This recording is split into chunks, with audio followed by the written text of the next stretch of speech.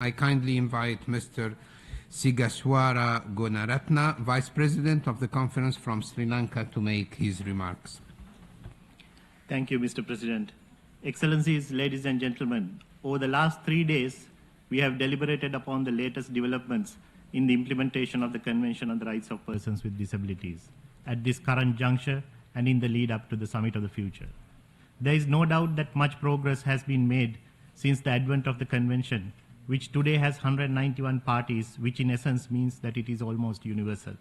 The large interest in the deliberations, even at heads of state and ministerial levels, is an indicator of the priority that governments have come to perceive the rights of persons with disabilities. The participation of a large number of stakeholders is a further indicator of the global interest generated. There is no doubt that it is a work in progress, but I think all of us can to a certain extent be satisfied that there is forward momentum. A comparative indicator, if one goes back in history, would be the time when the Millennium Development Goals were adopted.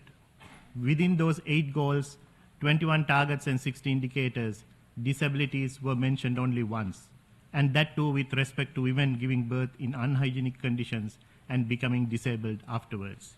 Thereafter, the discourse on disabilities was given the necessary framework and voice with the adoption of the Convention on the Rights of Persons with Disabilities.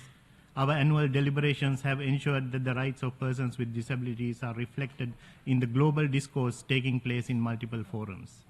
Therefore, it is incumbent on every one of us to take the key messages that have emanated from these sessions back to our capitals, back to our countries, where tangible actions, bridging the public policy discourse and practical, innovative solutions can make that real difference in changing perceptions to accept that disability does not mean inability. As the late sporting legend Muhammad Ali once said, it is the repetition of affirmations that leads to belief. And once that belief becomes a conviction, things begin to happen. As a Vice Chair of the Bureau, it has been a great privilege during the last 2 years to work under the chairmanship of His Excellency Tariq Ladeb of Tunisia, and alongside my fellow colleagues from Greece, Georgia, and Panama to organize this session.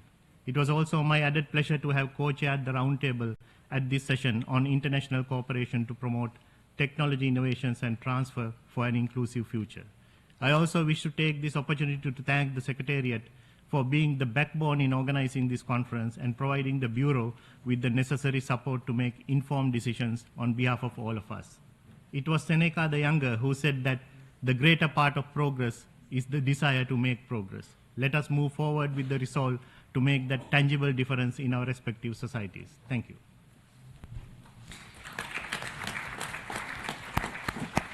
Thank you, Sugeeshwara, for your remarks. And